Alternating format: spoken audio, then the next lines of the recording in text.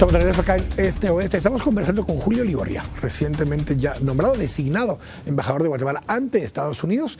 Este día martes se presenta ya en Washington para poder presentar sus credenciales. Estábamos hablando un poco, Julio, acerca de esta dinámica, de las prioridades de estos temas.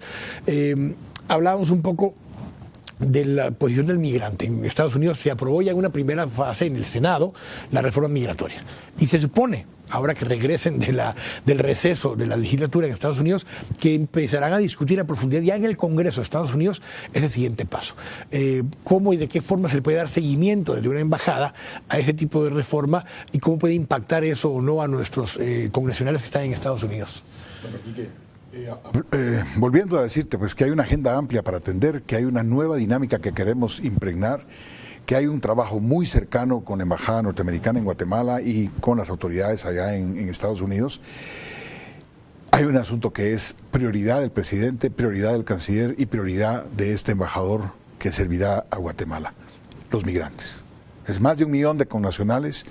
Ya vimos lo que sucedió la semana pasada, la tragedia del ferrocarril. De la Bestia. De la Bestia, sí, fue muy lamentable. Yo mismo, pues en mi columna habitual en Prensa Libre, me lamenté muchísimo. Ese es el dolor en casa, lo titulaba yo, que consterna a toda la región lo acontecido. Y eso pasa, mi querido Quique, no solamente el pasado miércoles, pasa todos los días. Es una verdadera tragedia humana. De lo que Luis Pasos de la Torre, el famoso intelectual mexicano, decía: son la mejor gente de nuestros países, porque son gente que con mucho sacrificio van en busca de objetivos de prosperidad, de estabilidad y de mejora de las condiciones de vida de sus familias. Van en busca de oportunidades. Entonces, sin duda, ese 1 millón de personas o 1.200.000 personas guatemaltecos que se encuentran en los Estados Unidos, que representan una aportación muy importante a la economía de Guatemala por más de 39, 40 mil millones de quetzales al año, tienen que ser atendidos. Y el embajador en Washington, por instrucciones directas del presidente, va a tener que dinamizar aún más el trabajo con los 12 consulados que tenemos en el territorio norteamericano. Y si la reforma migratoria pasa en el Congreso este año, o cuando los señores congresistas lo decidan, tenemos que estar muy preparados para atender todo un proceso de documentación que se estima no será a menos de 600.000 guatemaltecos, en donde va a tener que entregarse el DPI, entregarse el tema del pasaporte. Es que ahí venía justamente ese tema, esa pregunta, Julio, porque hemos tenido problemas. O sea, hoy que ya no está vigente la cédula, por ejemplo, sí, y que tienen un problema real para poder documentarse en Estados Unidos estos connacionales, son los que quedaron más expuestos a estar indocumentados doblemente, pues están indocumentados en Estados Unidos muchos de ellos y están indocumentados ahora en Guatemala, sí, con esa carencia de ese documento.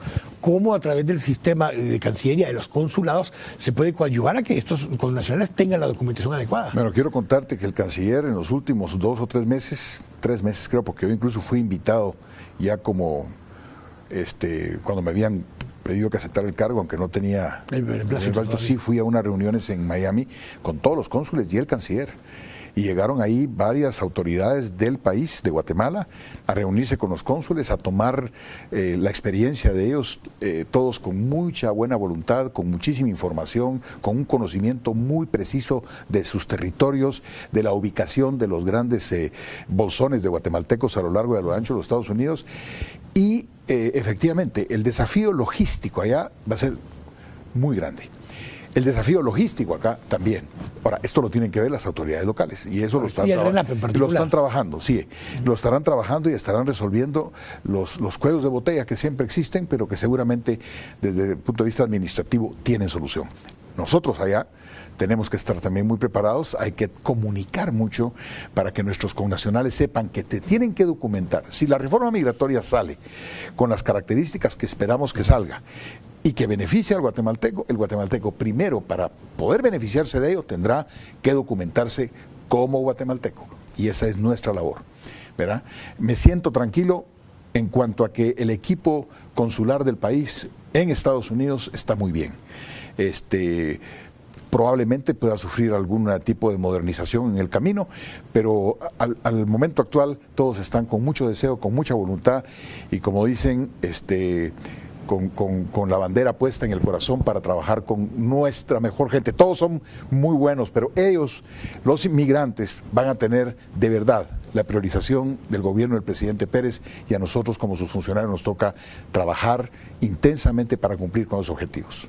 Cuando hablamos de las relaciones con Estados Unidos, el otro tema, después del tema migratorio, tiene mucho que ver con todos los procesos o de extradición por narcotraficantes, por el tema de lavado de dinero, por cosas de ese tipo, donde Estados Unidos reclama nacionales guatemaltecos para que sean extraditados hacia Estados Unidos. Es una dinámica que muchas veces pasa desapercibido. Mucho guatemalteco ni se entera cuando hay personas que son extraditadas. Pero hizo mucho ruido el caso de Alfonso Portillo, un expresidente que en este caso tiene un juicio que se está llevando a cabo en Nueva York, donde, como lo ha dicho ya el canciller, corresponde al sistema consular de Guatemala apoyar de alguna forma a ese connacional, en este caso a un expresidente, en apoyo en el sistema judicial de Estados Unidos. Esa es una responsabilidad adicional que se tiene que poder llevar a cabo, Julio. Bueno, se tendrá que cumplir rigurosamente con lo que la ley ordena en relación a un expresidente, en este caso, que además está en una circunstancia tan particular como la que le ha tocado vivir al expresidente Portillo. Esos casos se atienden dentro del sistema judicial guatemalteco y luego corresponde a la Cancillería y a otros órganos del Estado guatemalteco el seguir procesos que están claramente... No es normal, no es común tener a un expresidente perseguido judicialmente en otro país. O sea, es algo fuera de lo normal, sí, que te tocará poder dar seguimiento en un caso que es demasiado noticioso, pero que al mismo tiempo causa mucho ruido. Sí, cada día menos, pero porque es una realidad que se está viviendo. Los procesos, como yo lo dije en una entrevista hace algunos meses, en el tema guatemalteco, yo recuerdo que en el caso del expresidente Portillo se sigue el debido proceso, pero con una precisión meridiana, y él sale finalmente exculpado de algunos de los delitos de los cuales se le señalaba, lo cual... me pareció a mí perfecto. Ahora, los temas que competen a delitos que él pudo, y de los cuales todavía está la presunción de inocencia, claro, que él pudo haber cometido en el ámbito de las leyes y las regulaciones norteamericanas, es otra cosa, y compete a las leyes y las regulaciones y autoridades norteamericanas. Esa parte va vinculada al tema del combate al narcotráfico.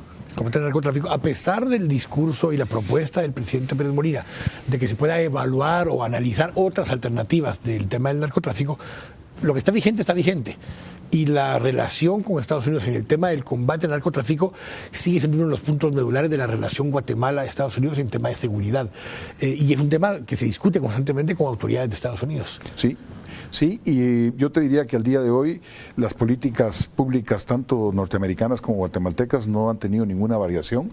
Los temas puestos sobre la mesa para discusión son eso, temas en la mesa para discusión, y toda discusión de política pública puede llevar 25 años, 10 años, 5 años, todo depende de la urgencia y de la voluntad política multilateral y bilateral, porque el tema puesto sobre la mesa por el presidente Pérez es un tema que tiene características globales, integrales, es decir, se ven afectados muchos países, evidentemente Estados Unidos de manera importante, pero este no es un tema para resolverlo mañana ni pasado. Sin embargo, hay otros temas que sí se pueden resolver muy rápido, que se deben atender muy rápido, a los cuales hay que priorizar, y por supuesto, migrantes, comercio, agenda amplia, trilateralidad en el diálogo México-Estados Unidos-Guatemala, son cosas que le pueden dar una dinámica distinta a esto. Tengo que ir al último corte, pero justamente vamos a regresar a hablar del tema comercial, de la parte comercial, del fortalecimiento de las relaciones comerciales con empresas estadounidenses, con el mismo Estados Unidos, para poder ver cómo, y esa función, cómo la puede llevar a cabo un embajador. Hemos tenido embajadores expertos en relaciones internacionales, hemos tenido embajadores más expertos en temas comerciales, hemos tenido embajadores empresarios que han estado allí justamente por la importancia que ha tenido la parte comercial.